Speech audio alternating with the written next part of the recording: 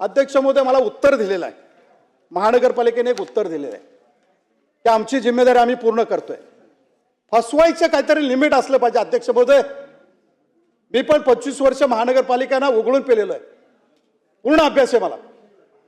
काय उत्तर दिलंय की आम्ही एक रखवालदार ठेवतो, 3 पाळीत ठेवतो.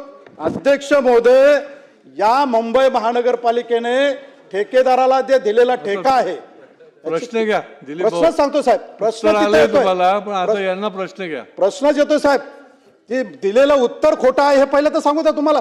अध्यक्ष महोदय, त्यांनी लिहिलेलं आहे की आम्ही एक रखवालदार ठेवतो. काय दिलेलं आहे साहेब यांच्या टेंडरमध्ये? अध्यक्ष महोदय, तुम्हालाही चांगला अभ्यास आहे.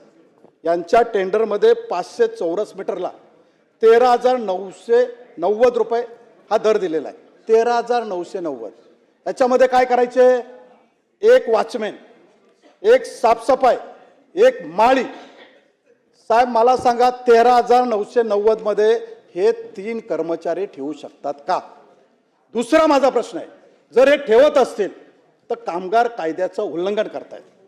अध्यक्ष महोदय, कामगार कायदा सांगतो, या मुंबई शहराचा कायदा सांगतो की मुंबई शहरामध्ये किमान वेतन दैनंदिन प्रत्येक दिवसासाठी अध्यक्ष महोदय 557 रुपये.